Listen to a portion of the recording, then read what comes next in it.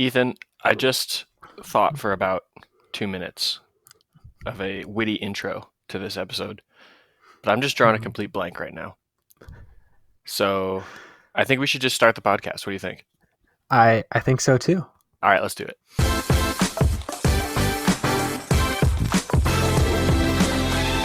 All right, Ethan, Biathlon is back. We have completed the first trimester of Biathlon this season, and it's been pretty exciting. And Annecy Le Grand-Bornand did not disappoint. I mean, had some good racing this weekend, some surprises, some chaos, and I think we're going to get into it this today with our podcast here. Yeah, it was. Oh my gosh, watching the Le Grand-Bornand World Cup at the end of the first trimester for the past few years is always something I look forward to, and it's always just so fun, and it almost feels like it's a world champs or like a major championship race, but it's just a regular World Cup weekend that's just extra fun, I guess. That actually brings us, I think, to our first hit today, is just the crowd. I mean, the crowd has been, like you said, great for the last few years.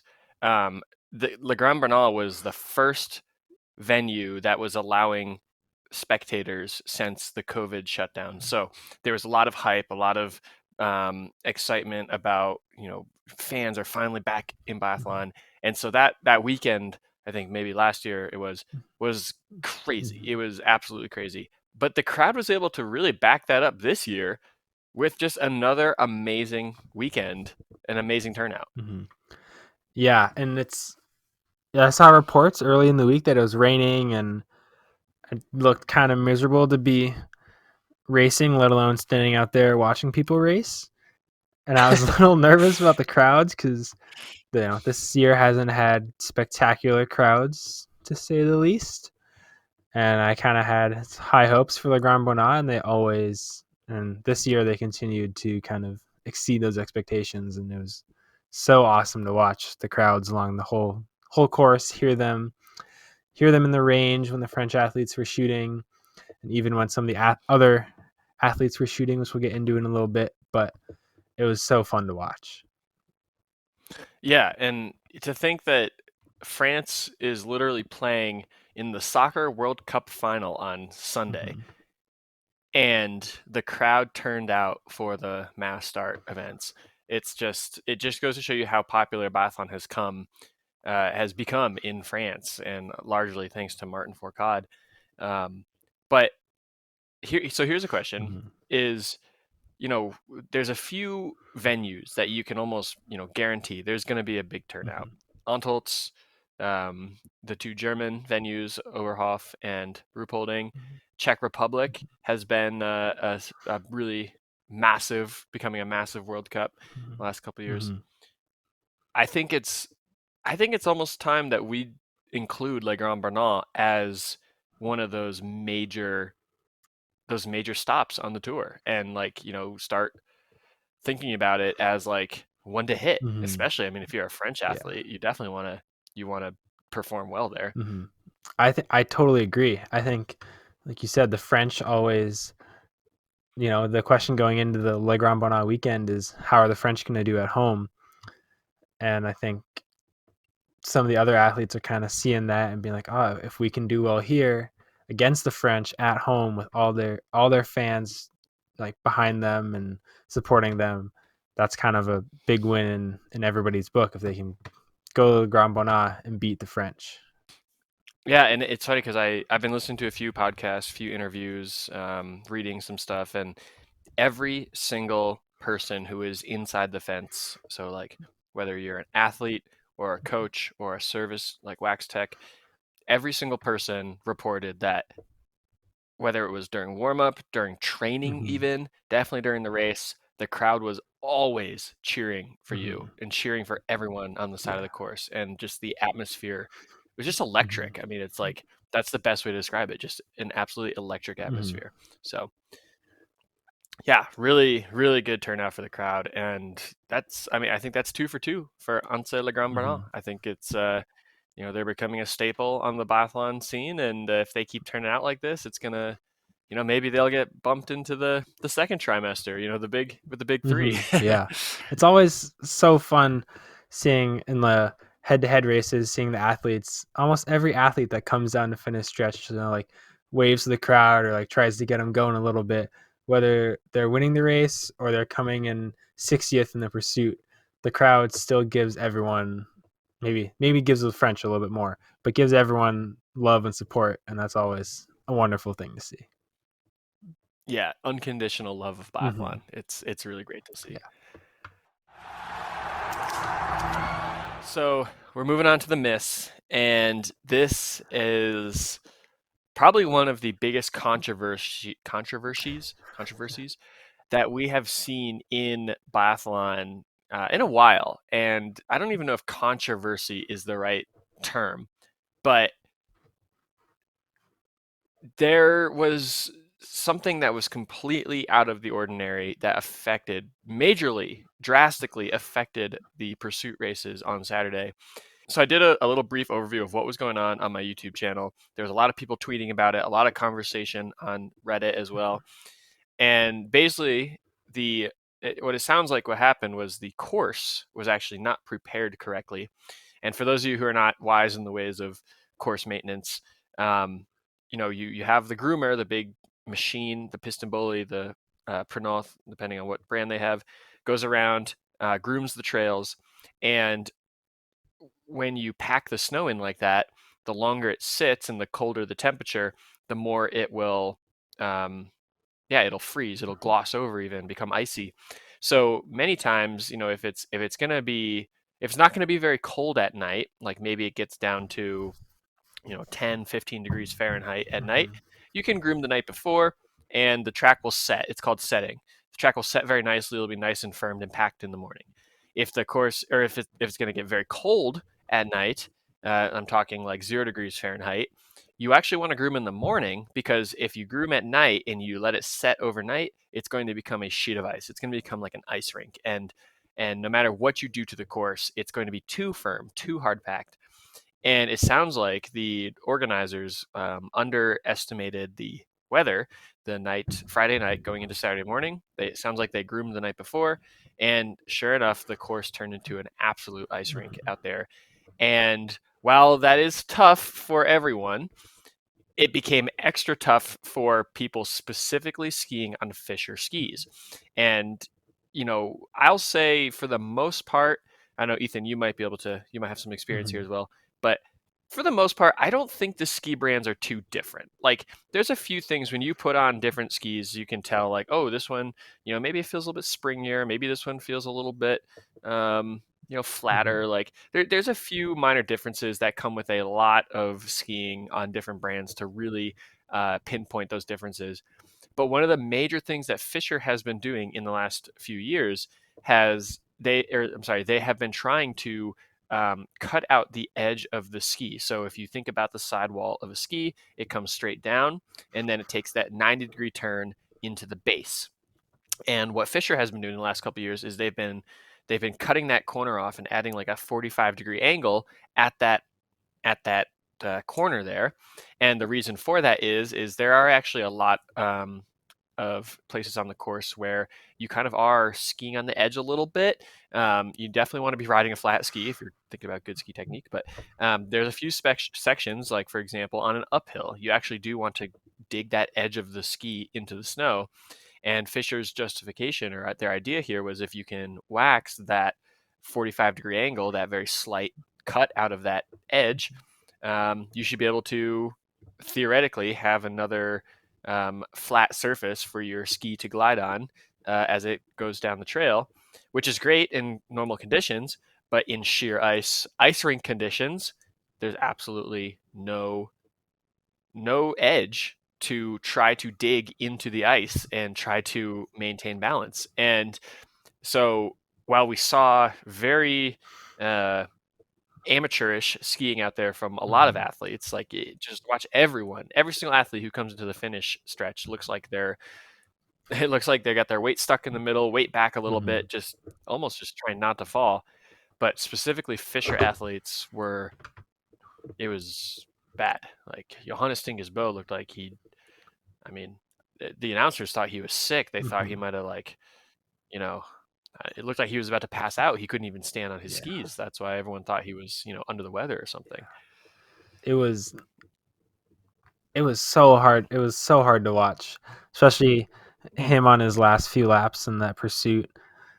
Like they cut to Laggard at one point, and then they cut back to Johannes Singer's bow, and Christensen is right there with him, but he left the range 10 seconds ahead. And then they cut to a replay of Johannes Singer's bow, like just the pretty flat, straight part of the trail, just almost go down, and it looked like he was learning how to ski, and it looked like a lot of them were learning how to ski again. And in the women's race, I noticed that some of them were just double pulling instead of even trying to skate push, mm. and it was hard to watch, but it was interesting to notice that it was predominantly the athletes on Fischers that were struggling. Yeah, it was interesting because obviously Sean Doherty had an absolutely incredible race in the Mm-hmm. sprint, and I had super high hopes for him. I think most Americans did. And I remember I was texting my dad during the race because he was watching it. And I just, I think I remember texting him. I was like, Sean looks like shit. And I was like, really like upset because I was like, man, he did so well yesterday. Like, how often do you just like turn around from, you know, having one of the best, probably like the best sprint race of his Mm-hmm. career to like just getting absolutely dropped and obviously not understanding at the time that there's some crazy Fisher Mm-hmm. issues going Mm-hmm. on. I was like so disappointed. I was like, man, like he must have caught like an overnight bug or something. Like, man, this sucks. And then obviously I'm like, you see Johannes Tinga's bow looks like shit, Mm-hmm. and I'm like, what the heck? Like, what's going on here? And yeah, then like I don't know, I started noticing that people on social media were talking like, oh, it's like they're all sick, like there's a big bug going through, and then people are like, no, it's the skis or it's the course, and yeah, sure enough, you just kind of pick up on the pattern that people with Fischers are just they got Mm-hmm. nothing. So I would say I think I haven't talked to Sean about the race, but I'm sure he's probably majorly frustrated with it.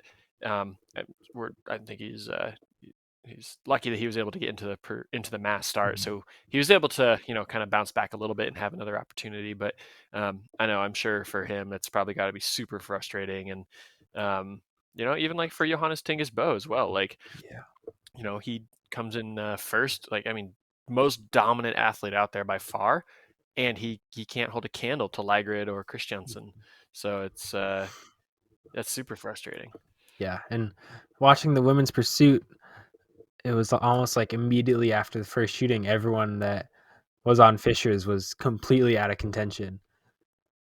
Not even that. I think it was the first downhill under the Mm-hmm. bridge as you approach the range. Yeah. I specifically like at this point I realized I was like, okay, we got to watch for Fischers Mm-hmm. because the men.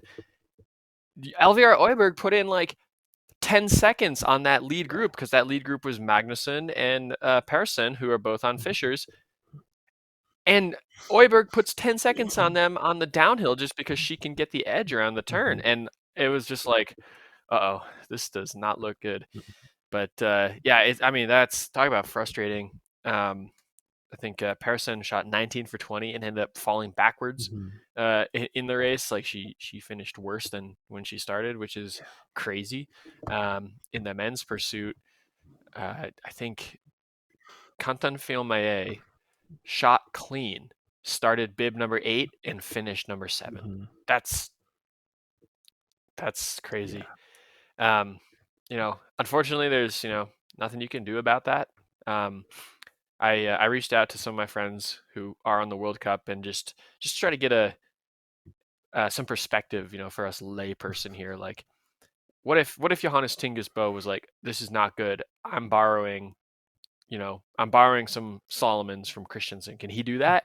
And unfortunately, the answer is no, because these guys, a lot of these athletes have contractual obligations with these brands, and it's more than just, oh, I ski on Fisher because I like Fisher. They're signing contracts, and Fisher is probably giving Johannes Tingesbo a ton of money. I'm talking close to six figures, of sponsorship money. So every single picture and video that's ever taken of him is on Fischers. So um, I'm guessing what'll happen, unfortunately Mhm. for everyone. Fischer's going to come out with a cold ski that has an edge, and they're just going to say, "Yep, looks like you're going to need to buy this one now Yeah. and keep it in your repertoire just in case it's an icy day." Yeah. So Yeah. And I think, at least in my opinion, the worst part about all this is looking at my fantasy biathlon team. Five oh out of man. the six athletes on my team ski on Fischer. So when I realized that the Fischer was the issue, I immediately went back and tried to change my women's Mm-hmm. team. But at that point, they had it's like within an hour before the start, so I can't change my team. And I'm so mad because I had two Fischer athletes and a Solomon Mm-hmm. athlete, and I tried changing it to, I think, like, I'm pretty sure I was just like, I don't know all everyone's ski brand off the top of my head, but I was like, I just got to get Tandervold, Vitozzi, and Elvira Oeberg. And sure enough, they went 1, 2, 4 Yeah. in the pursuit. And I'm like, dang it, if I just did this 5 minutes earlier, I would have murdered that day on Mm. fantasy. But Yeah.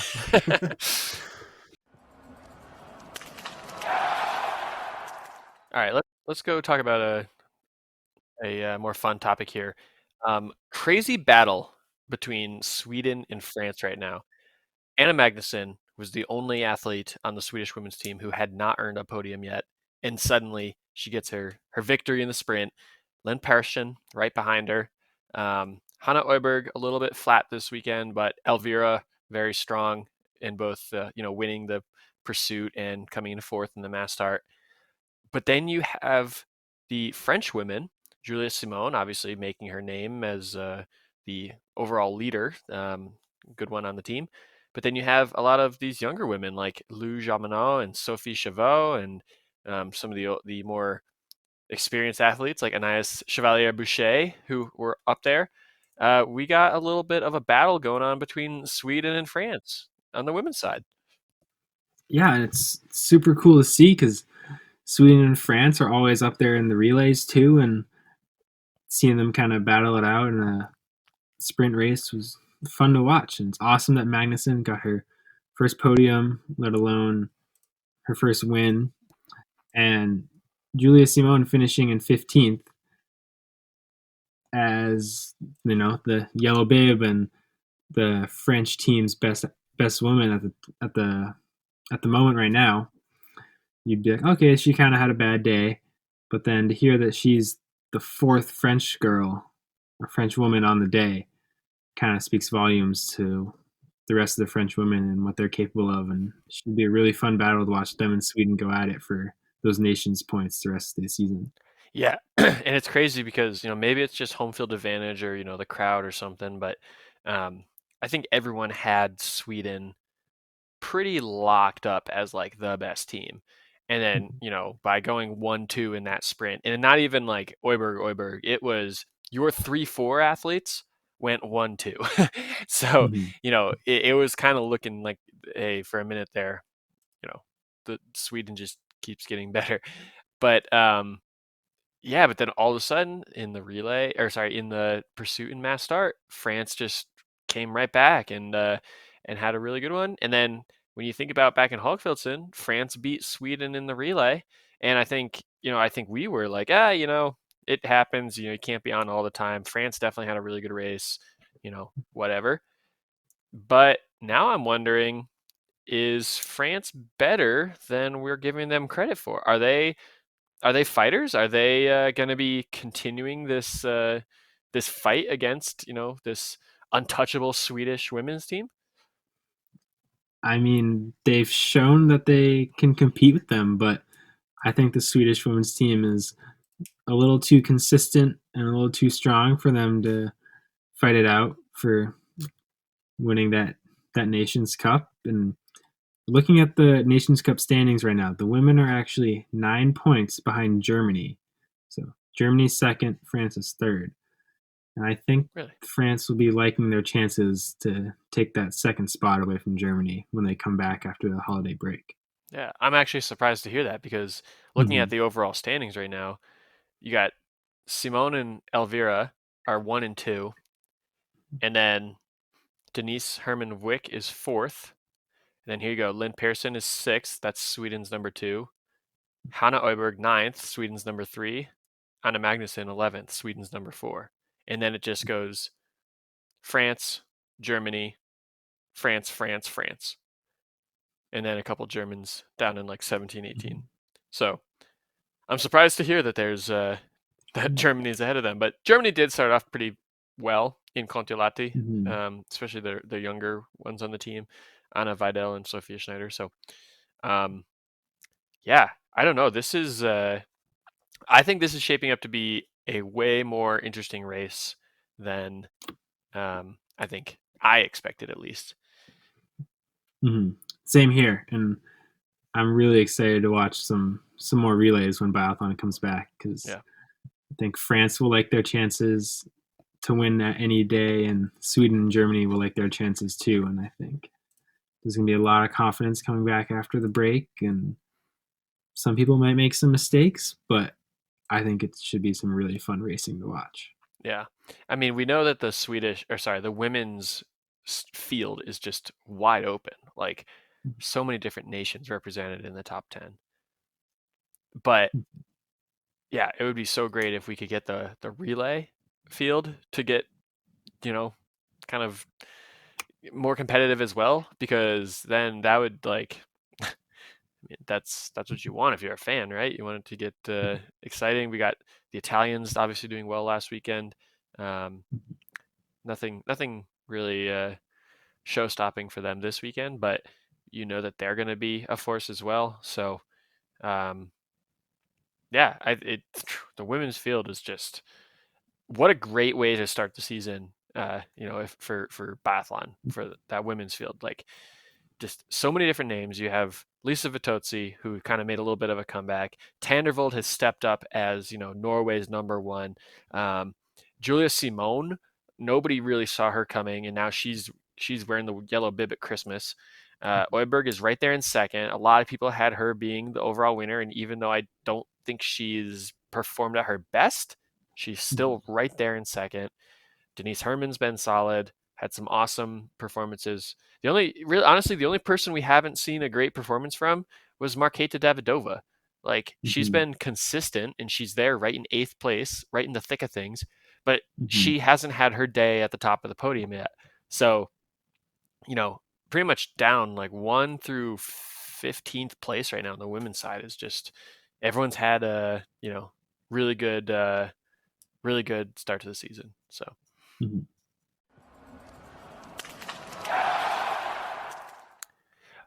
So let's change back over to the men's side here. This is a completely different story.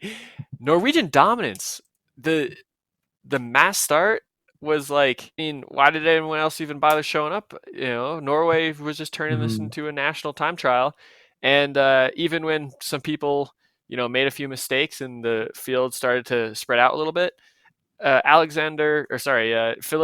Anderson was just like, "Oh, I'll join the party," and jumped right in there and filled that gap. So, um, I mean, like Johannes Dale to win the mass start, I think is I don't think anyone saw that coming except for me last year. But no, I mean, I'm really glad to see that he's back because he had a little bit of a rough time last year, kind of maybe thinking that he was a secure World Cup member, but nope, you got to earn it on Norway. But no, it's not even close between Norway and any other nation. And when you look at the World Cup standings as well, Lygrid and Bo are just they're on another planet compared to the rest of the field. it. I was watching that rate, the mass start, and I couldn't help but think that if they're all skiing together and racing together, surely it's going to throw them off.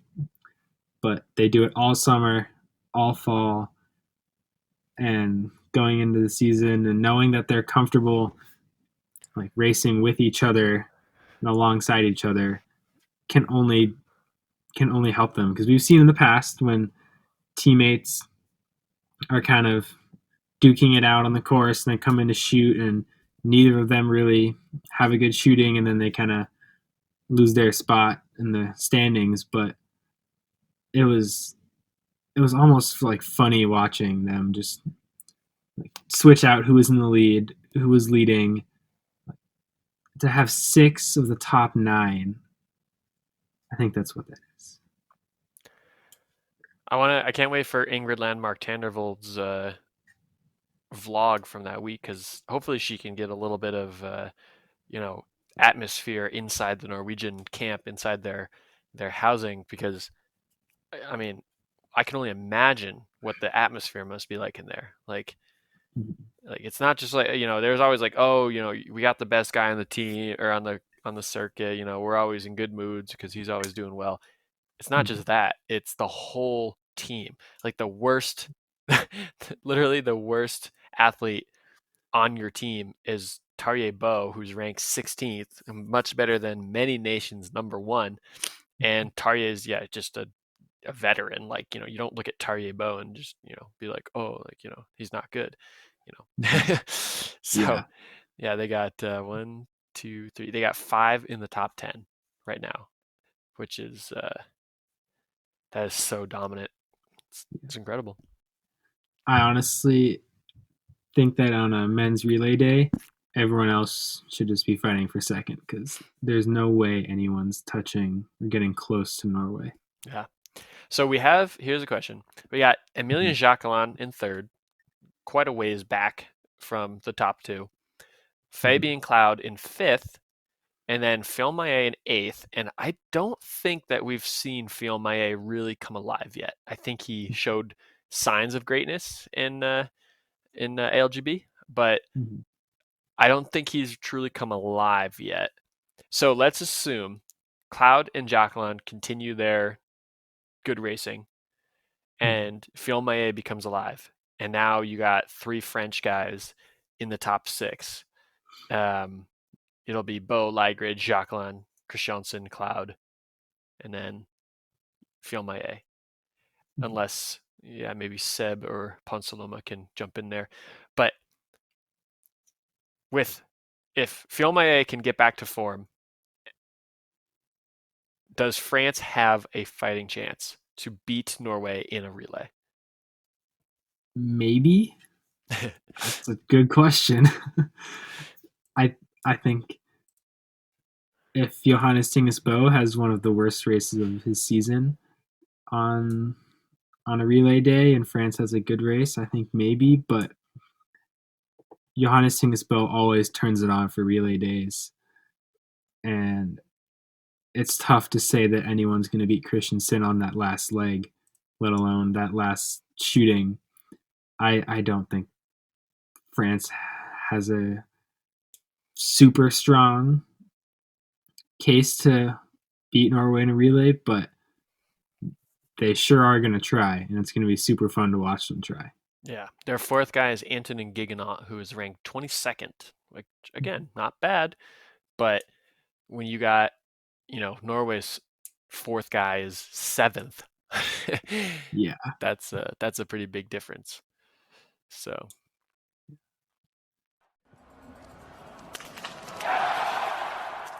So we're gonna go back over to the women's side. One of the perks of not being the first podcast out after the weekend is we get to wait for some news to come out, some news to break. And today, the news came out that Marte Olsbu Roisland will be rejoining the circuit for Poke Luca. So that's, the first race is right after Christmas, starting January 5th.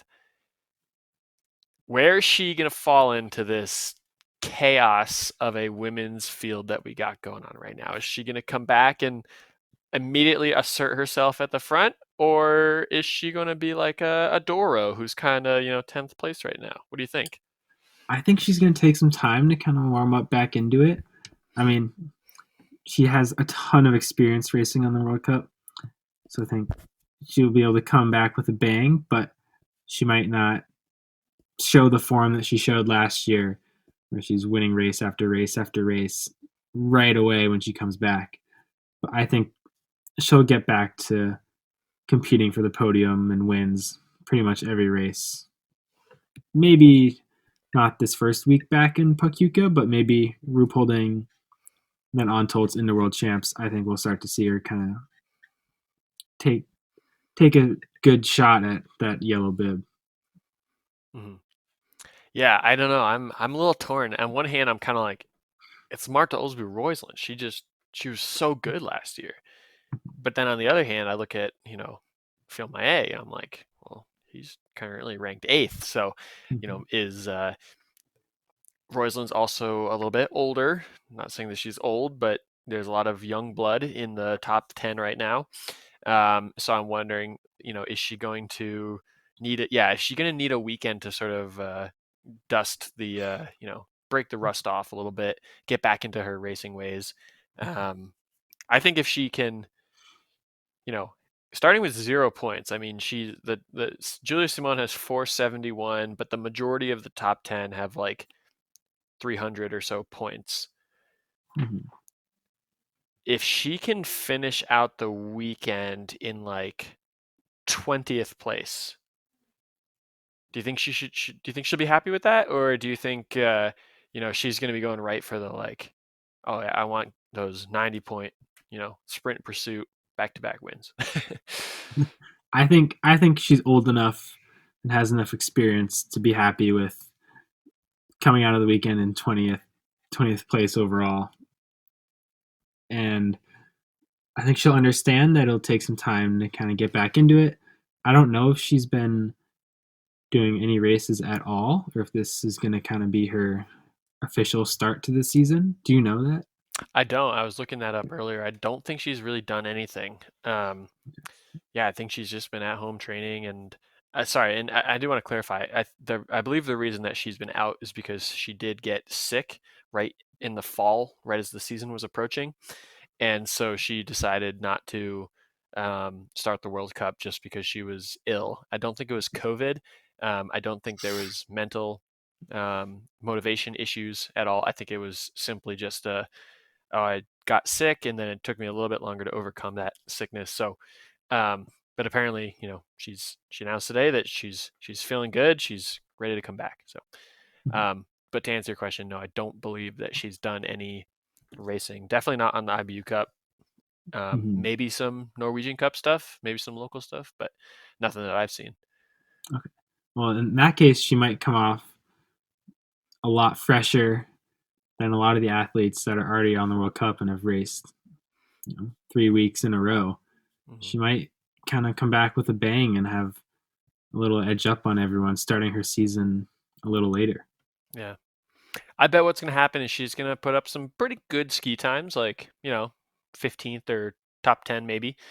But I bet she's going to shoot really well. Mm-hmm. Something about Marta just kind of lends me to believe that she's going to take that confidence of being like, oh, this is where I belong. Like, yeah, sorry you guys missed me last weekend, but this is where I belong. And I think she's going to take it smart and she's going to be like, I'm not going to kill myself, going out there as hard as I possibly can in race number one. I'm just going Mm-hmm. to take it at 90%.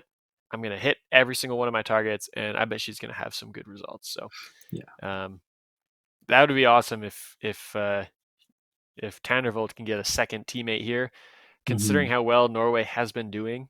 In the relays without her or Tyrolekov, it would be great to add another top 10 caliber athlete to the Norwegian team. That would help them a lot. Yeah. That'd help them a lot when we start getting into some mixed relays too. Hmm.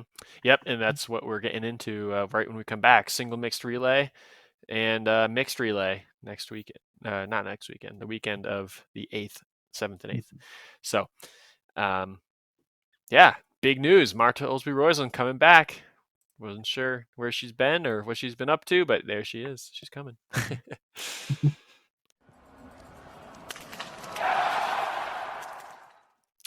All right, spare round.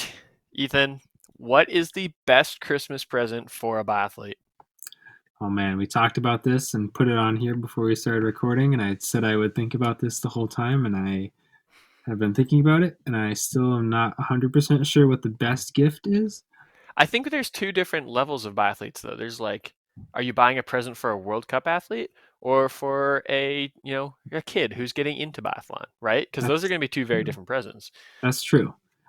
That's true. As someone that's kind of getting into biathlon, one thing I would say that you might not think about right away is a few pairs of good gloves, Mm-hmm. because I have ripped many holes in my skiing gloves due to biathlon, and I would always appreciate some more gloves.